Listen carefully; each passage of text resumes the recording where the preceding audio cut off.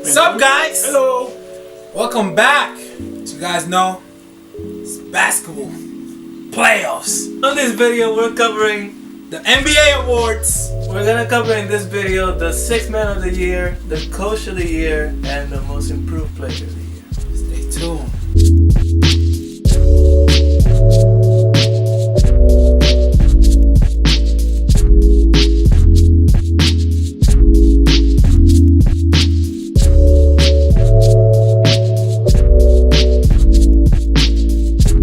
Welcome back, guys. I know you stay there waiting for us. So we're gonna do the 6th man of the year first. Right.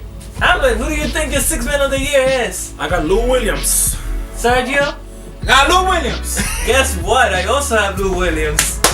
Congrats, Lou. Unanimous. Congrats, you got it, boy. Lou. You got it. You're the boy, man. Lou Williams for the second time? Yeah. So his second 6th man of the year.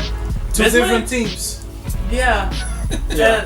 This man should have been an all-star this year. He should have been. They should have started. Any honorable mentions? honorable mentions? I can't speak English, sorry. Well, I got one. I want to mention Tyreek Evans. That's the only one. This guy, he was amazing when he was in Sacramento. I don't know what happened to him. He was meant to be a future player, future superstar, and he just went down for that. But Yeah, still, the expectation for him were really high. they're really, I mean, really he had high. 20 points, 5 And it's assists, just like- 5 rebounds. That's like It disappeared just like that. Yeah, one of the few rookies to ever do that. yeah. It's bad choices, man. He made a lot of bad choices. I don't I know. think it was injuries. Injuries? A lot of Yeah. injuries. It's a bad choice. You get injuries, your choice. Okay, tell that to Derrick Rose. What about Rodney Hood? Rodney Hood, I saw a game. I saw a game of the Knicks versus the Gas. My boss, thank you, boss, hooking me up with the tickets. I saw it, and this guy, dude, he was making so much threes. I was like in awe. I'm like, who the hell is this kid? Then I saw that he was from the hood, so I know he's a shooter. Rodney can do Rodney. it. Hi, Rodney, you're a shooter, B. He was shooting lights out. in out there. Cleveland, even though it says in the Jazz over there. That's a But good. okay. That's a good addition to the Cleveland. He's gonna be good. But yeah, Lou Williams, unanimous Lou Williams, you decision. got it, boy. Moving on. So now we move on to our most improved Blue split. Most improved player. Proof. of the year. He got no proof. The most improved player of the year. Gotta give it to the unicorn. Though New York hated you when you came in. Oh, why you draft this guy? Why he drafted? Oh, we don't need him. We got it. Who? They took Carmelo out? Oh, the Jesus, the unicorn, the almighty, the Porzingis. Yeah, welcome to New York, baby. Fucking New York. I hate New York. I hate you too. But okay. I never said that, by the way. You're the one of the only fans. Like, New for York, real, what is wrong with you, New York? I wish I had a camera at the time. I was probably like the only person saying Kristaps Porzingis is like, when they drafted him, they were booing him, but I was like probably one of the only persons looking at his highlights, and I'm like, this kid, all he has to do is gain some weight and he'll be unstoppable. Like, he's 7'3" and he can shoot 3-pointers and block shots. Come on, when have we seen that before? And run the floor like he's DeAndre Jordan? What? Nowitzki, who's Nowitzki? He got one ring, baby. And he can barely walk. Like, have you seen Dirk Nowitzki run? That shit is That shit hilarious. is funny as fuck. He runs like a penguin. Like, it's something like, oh my god. I actually disagree though. The only reason I disagree, maybe if Kristaps Porzingis would have stayed healthy the whole season. Unfortunately. But he not only did he go out with the ACL injury, he was also injured a bunch of times before that. So he missed a lot of games. The player that I picked for the most improved player of the year is Victor Oladipo Yes, for sir. the Indiana Pacers. Ooh, I forgot about Victor. Victor Oladipo, well, he went from like a 17 points per game, like backup role player, to being the 15.9. main star of the Indiana Pacers, who nobody thought was gonna make the playoffs. Yep. It just makes you question one thing. Why did he do so good in OKC? Why? Why did he have to go to the Pacers to be good? Why? Because in the Pacers, he's the leader. In OKC, Russell Westbrook is the leader. But you're supposed to get better when you're point guard. He wasn't doing that good in Orlando either. I don't know what happened. Maybe something changed in his mentality. Maybe he started hanging out with Kobe or something. He's got career highs in scoring. He has career highs in rebounds, career highs in assists. He doubled his steals number. Wow. He got a better field goal percentage, I think, career high field goal percentage. So he's just a better all-around player.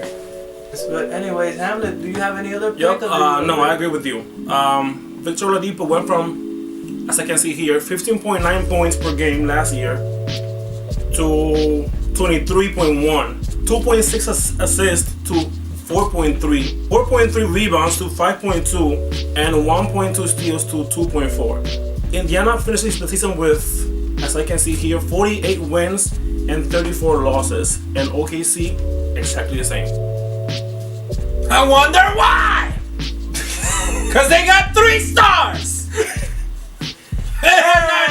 Anyways, guys, now we're gonna move on to the coach of the year. Now, if you give me a second to drink some ocean spray, we'll be right back. It's been a good year for the coaches. Sergio, who do you think is coach of the year? My coach of the year is going to be the one and only Greg Popovich. I choose Greg Popovich because he doesn't have a superstar in his team, and he still managed to come to the playoffs. He's really playing just with reserves, basically, with a whole Ginobili.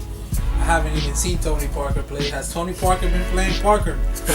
Are you in the NBA still? If he has, I don't think it has mattered. I haven't seen not one highlight of Tony Parker the whole season. Where the hell are you, Tony?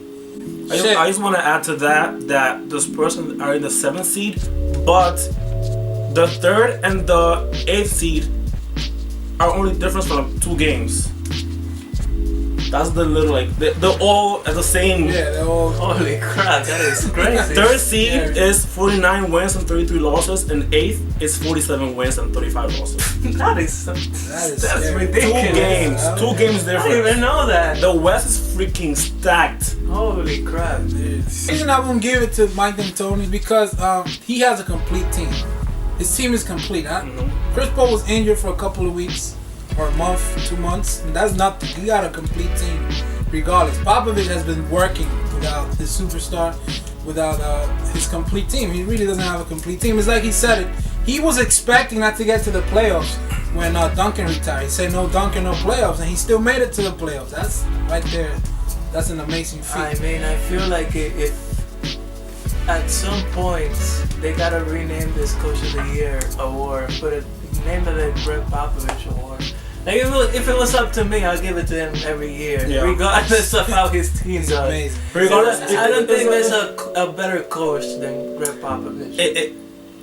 Speaking about Greg, it's like speaking about LeBron for the MVP. Like, even if he doesn't win, he's still an MVP for that year. Yeah, he's still a candidate. The way he uses his players is almost like pawns in chess. Yeah, like the minute management, dude. It's like a military type of like strategy. Yeah. And you gotta love his freaking attitude, yo. Oh my god, his humor is on point. But however, Yes. Hamlet, did you pick Greg Popovich as your coach of the year? No, I didn't.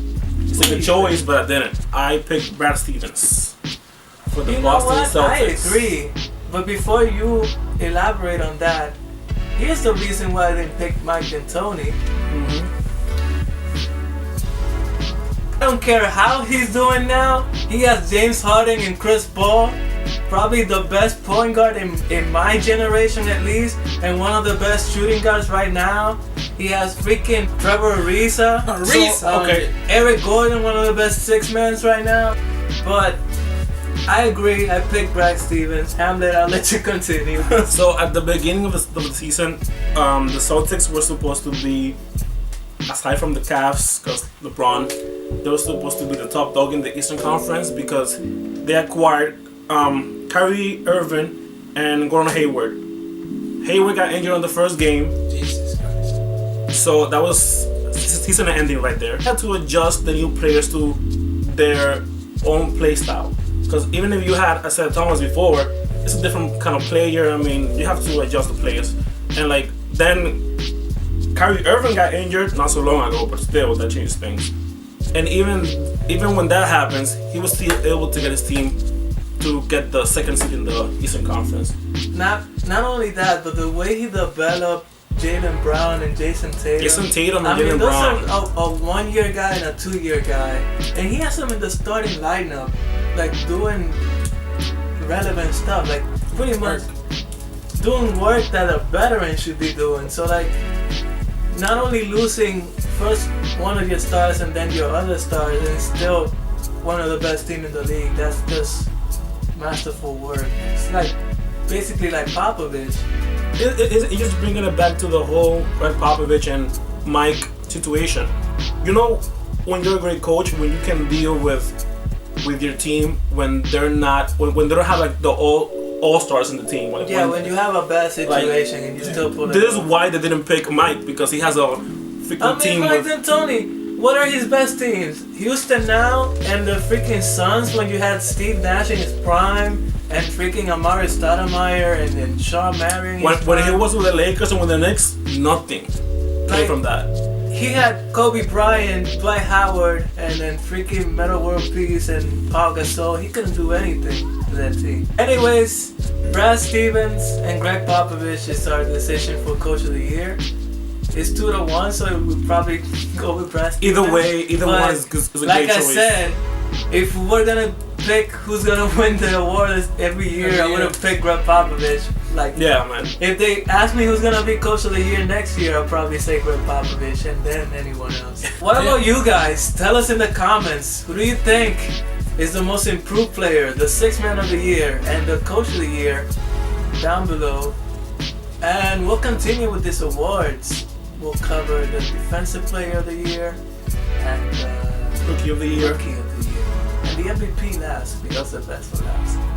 See you in the next one. See you guys. Bye. Thanks for liking, Bye. commenting, Bye. and subscribing. See you in the next one.